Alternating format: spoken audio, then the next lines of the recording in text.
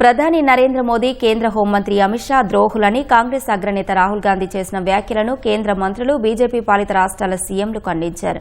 ప్రధానిపై రాహుల్ చేసిన వ్యాఖ్యలు ఆయనలోని అరాచక మనస్తత్వాన్ని ప్రతిబింబిస్తున్నాయని కేంద్ర మంత్రి నితిన్ గడ్కరీ విమర్శించారు. రాజ్యాంగబద్దమైన పదవులో ఉన్న నేతలపై ఇలాంటి భాషా పదజాలం ఉపయోగించడం ప్రజాస్వామ్యంలో తీవ్రంగా ఖండించదగిన విషయమని ఎక్స్లో పోస్టు చేశారు. కాంగ్రెస్ అనుసరిస్తున్న ద్వేషపూరిత రాజకీయాలకు ప్రజలే తగిన బుద్ధి చెబుతారని గడ్కరీ తెలిపారు. ప్రజలు తిరస్కరించిన నేతలు, పార్టీలు ప్రధాని గురించి అవాకులు చెవాకులు పేలుతున్నాయని ఢిల్లీ ముఖ్యమంత్రి రేఖా గుప్తా దుయ్యబట్టారు. దేశానికి ఏ రాజకీయ పార్టీ, ఏ కుటుంబం ద్రోహం చేసిందో ప్రజలకు బాగా తెలుసని అన్నారు. చాలా కాలంగా అధికారానికి దూరంగా ఉండడంతో కాంగ్రెస్ నేతలు ప్రజాస్వామ్య హద్దులు దాటి ప్రవర్తిస్తున్నారని ఛత్తీస్గఢ్ సీఎం విష్ణుదేవ్ సాయ్ విమర్శించారు.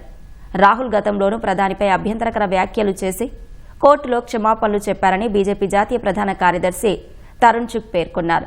తాజా వ్యాఖ్యలకు రాబోయే ఎన్నికల్లో దేశ ప్రజలు బుద్ధి చెబుతారని హెచ్చరించారు. అటు రాహుల్ వ్యాఖ్యలను కాంగ్రెస్ సమర్థించుకుంది. మోదీ ప్రభుత్వం గురించి వీధుల్లో వినబడే మాటల కంటే రాహుల్ గాంధీ చెప్పింది చాలా తక్కువని కాంగ్రెస్ సీనియర్ నేత పవన్ ఖేడా అన్నారు.